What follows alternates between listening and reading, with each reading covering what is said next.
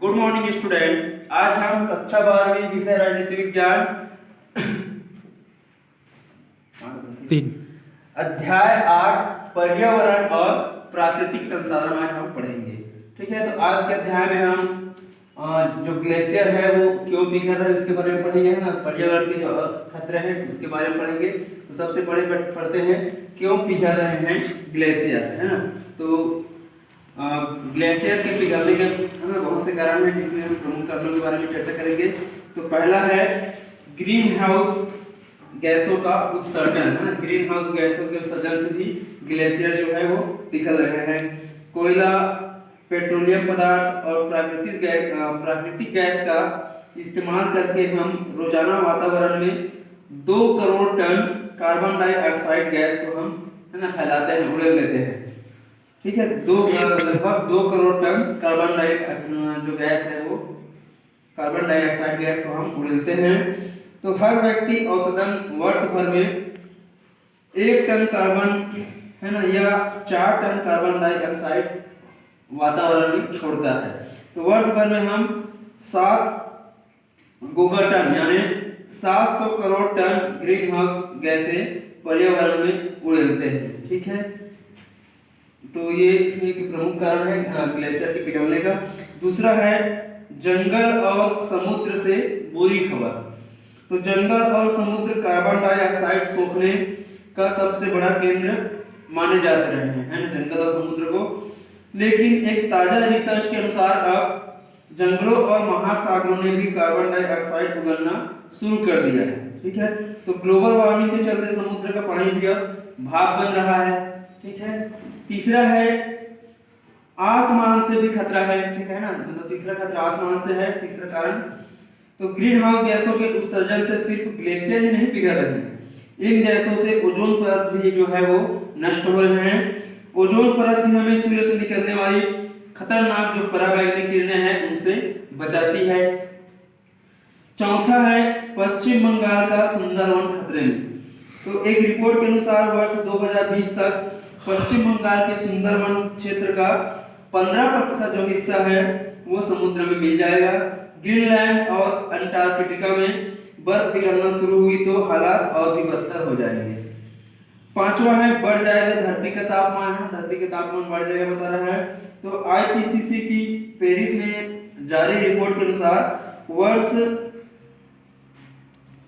है ना 2100 में धरती का तापमान 1.8 से लेकर 4 डिग्री तक बढ़ जाएगा। ये रिपोर्ट 113 देशों के 3700 पर्यावरण वैज्ञानिक हैं उन्होंने इसको तैयार किया है।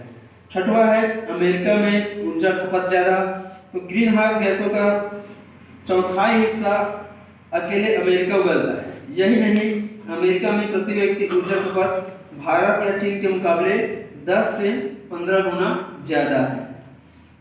सातवां है 21% सिकुड़ गए ग्लेशियर। तो इसरो के स्पेस एप्लीकेशन सेंटर टीम ने हिमालय के 450 ग्लेशियरों का ताजा सर्वे किया है ना। इस सर्वे के अनुसार ग्लेशियर जो है वो 21% तक के सिकुड़ गया है।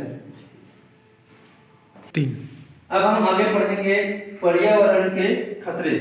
तो पर्यावरण के अर्थ पर्यावरण प्रदूषण के कारण व प्रकार के उपयुक्त वर्णन से ये स्पष्ट होता है कि पर्यावरण के खतरे वैश्विक राजनीति के लिए चिंता का विषय है ना। वैश्विक राजनीति पर्यावरण के प्रति निम्न कारणों से भी चिंतित है ना। इनमें प्रमुख कारण है, पहला है विश्व में कृषि योग्य भूमि जो है उसमें वृद्धि नहीं हो पा रही है, बल्कि भूमि का उपजाऊपन जो है वो कम होता जा रहा है। तो उपजाऊ भूमि की कमी से और इसकी उत्पादकता में कमी आने के कारण खाद्यान्नों की विश्वव्यापी समस्या उत्पन्न हो रही है। दूसरा है जल प्रदूषण के कारण मत्स्य जो भंडार है वो कम हुए हैं। समुद्र का जल जीवों के लिए जीवनदायक न रह करके जानलेवा साबित हो रहा है। परिणाम स्वरूप समुद्र किनारे लोगों के लिए जिनका मुख्य व्यवसाय मछली पकड़ना है, अब उनका जीवन यापन करना कठिन हो गया है। और अब कई तटों पर रहने वाले लोग अब दूसरे स्थानों पर जाते जा रहे हैं, वो लोग पलायन कर रहे हैं, है ना। तीसरा है जल की मात्रा सीमित है ना, जबकि जल की पूर्ति मांग अथवा मात्रा असीमित है। तो जल की सीमित मात्रा के साथ साथ मानव ने नदियों व समुद्र के पानी को भिन्न भिन्न ढंगों से प्रदूषित करना शुरू कर दिया है। तो विश्व विकास रिपोर्ट 2006 के अनुसार विकासशील देशों की 1 अरब 20 करोड़ जो जनता है उसको पीने के लिए शुद्ध पानी उपलब्ध नहीं होगा। चौथा है वातावरण की स्वच्छता के लिए वन जो है वो एक अनिवार्य तत्व है। केवल प्रकृति में वन ही दूषित वायु है ना, कार्बन डाइऑक्साइड, तो वन ही इसको समाप्त करते हैं, है ना। बदले में हमें वो स्वच्छ ऑक्सीजन प्रदान करते हैं जो कि जीवन के लिए अनिवार्य तत्व है। आज के युग में जनसंख्या व उद्योगों के विस्तार के कारण स्वच्छ हवा का अभाव होता जा रहा है। तो वनों के अंधाधुंध कटाई ने जलवायु को प्रभावित किया है, प्रकृति की जैव विविधता को भी असंतुलित किया है। पांचवा है वायुमंडल में ओजोन की जो परत है उसमें छेद होने लगा है ना, ओजोन परत में छेद होने लगा है, जिसके कारण वैश्विक तापमान में वृद्धि हो रही है, जिससे पहाड़ों पर जमी बर्फ अधिक पिघलने लगे हैं, समुद्र तल ऊंचा उठने लगा है और इसके कारण कई देशों का जो बहुत से देश है वो जलमग्न होने की इनकी संभावना बढ़ रही है। ठीक है, आगे हम पढ़ेंगे ग्लोबल वार्मिंग के बारे में। 3 है ना, ग्लोबल वार्मिंग क्या होता है?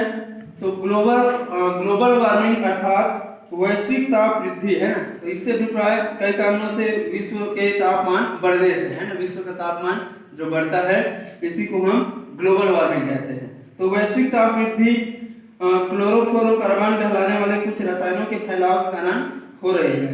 तो वैश्विक ताप वृद्धि से समुद्र तटीय देशों के डूबने का खतरा बढ़ गया है, क्योंकि समुद्र तल की ऊंचाई बढ़ने लगी है।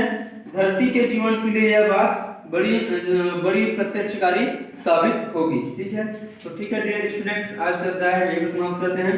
आगे आपको हम ग्लोबल वार्मिंग के दुष्प्रभाव को नेक्स्ट वीडियो में हम आपको पढ़ाएंगे। Thank you.